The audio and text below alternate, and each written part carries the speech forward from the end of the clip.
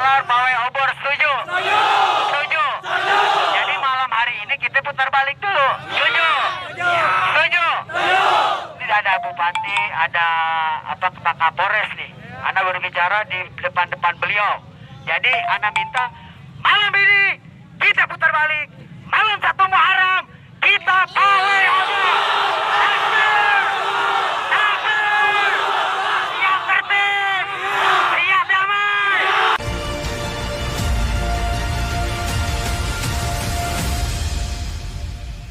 A'udzubillahi minasyaitonirrajim. Bismillahirrahmanirrahim. Assalamualaikum warahmatullahi wabarakatuh. Allahu Akbar, Allahu Akbar, Allahu Akbar, walillahil hamd.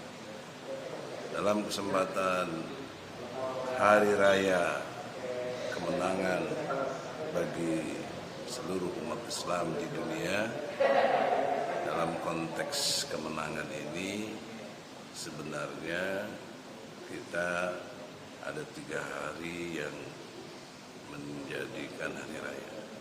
Satu, hari raya Jumat, sebagai tiap minggu Allah ciptakan kondisional objektifnya, orang terkonsolidasi lewat Jumatan itu. Yang kedua, hari raya Idul Fitri, setiap tahun selalu ada, dan juga berupa endingnya pengampunan segala dosa, pensucian diri kita pada Idul Fitri. Kemudian ketiga, hari raya Idul Adha, hari pengorbanan yang sebagai prasyarat menurut Allah Subhanahu wa taala rasa bersyukur yang paling tinggi adalah berkorban. Inna a'thaina kal kautsar fasoli li rabbika wanhar inna sani'aka huwal abtar. Jadi betapa dahsyatnya ajaran Islam ini. Konsep bersyukur itu diukur dari 2 hal penting. Satu, sholat ya, dengan rutinitas dan kemampuan mencegah keji dan mungkar, karena efektivitas sholat itu diukur dari secara sosial, tercegahnya keji dan mungkar. Bayangkan, padahal itu urusan individual, urusan vertikal, sholat. Tapi dampak sholat yang diukur oleh Allah adalah sosial, horizontal. Bagaimana mengukur keberhasilan sholatnya itu adalah tercegahnya keji dan mungkar, baik secara individual, keluarga, masyarakat, bangsa dan negara, bahkan dunia. Yang kedua, konsep syukur yang dalam konteks pengorbanan adalah betul-betul, sekali lagi betul-betul berkurban. Nah, kurban di sini yang utama adalah harta, kemudian jiwa, kemudian waktu.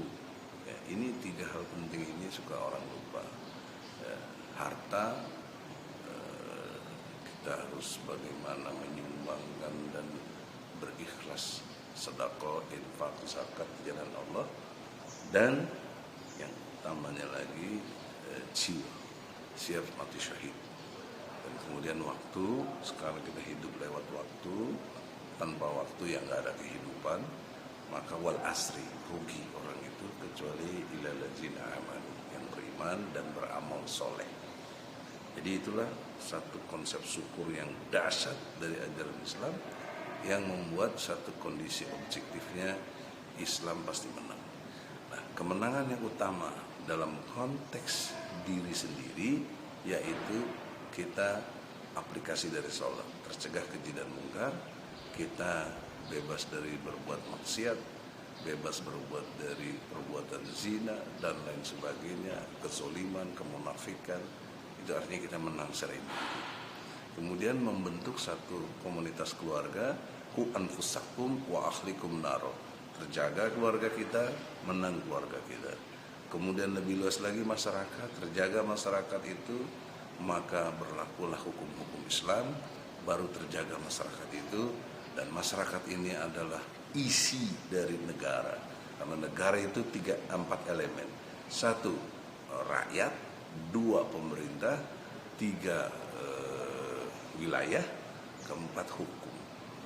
Nah, empat elemen yang disebut negara ini sering keliru kita. Banyak para tokoh saya lihat selalu mengatakan negara. Harusnya dipisah dengan jelas. Yang nggak benar di sini banyaknya adalah pemerintah, bukan rakyat. Kalau bukan negara itu harus menyangkut ada rakyat, ada wilayah, ada hukum. Jadi problem seriusnya ada di pemerintah. Kemudian penegakan hukumnya. Nah, kemudian di wilayah ini sifatnya pasif wilayah kan. Tapi dua elemen terpenting adalah pemerintah dan penegakan hukumnya. Itulah yang membuat negara menjadi kuat. Ya, jadi keliru kalau nyebut negara tidak hadir, apa yang tidak hadir, orang kita rakyat ada kok. Ya. Jadi oleh karena itulah dalam kesempatan ini kritik-kritik saya juga kepada para kritisi yang tokoh-tokoh sering salah dalam mengartikan negara, tidak sesuai dengan ilmu hukum. Di dalam kesempatan ini negara Republik Indonesia berarti 4 elemen yang saya maksud itu. Problem terbesarnya ada pada pemerintah dan penegakan hukum yang tidak benar.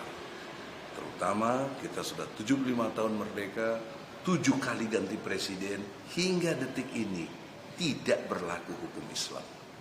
Artinya apa? Artinya kita gagal. Failed state, ya, negara yang gagal kita ini.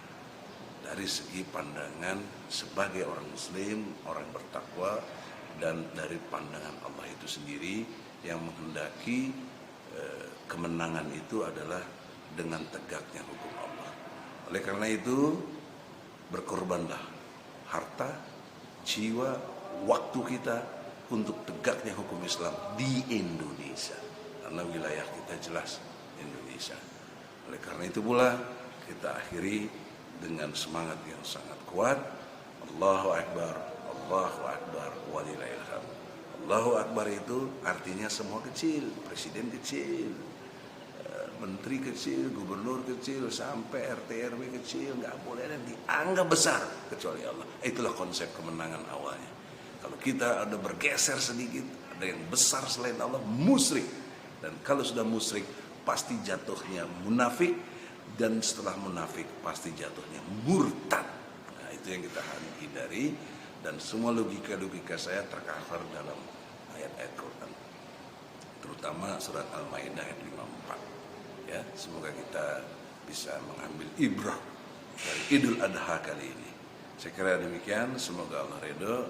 Assalamualaikum warahmatullahi wabarakatuh. Sampai gabung ya, itu untuk semuanya. Kita jaga kesehatan buat diri pribadi dan juga buat semuanya.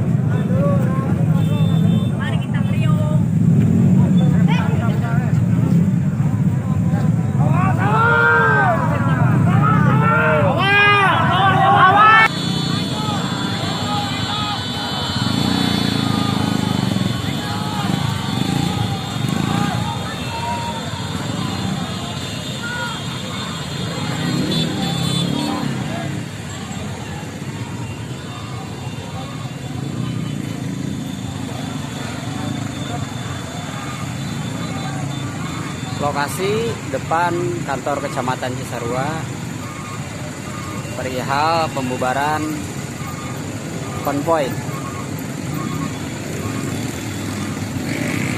malam takbir ya.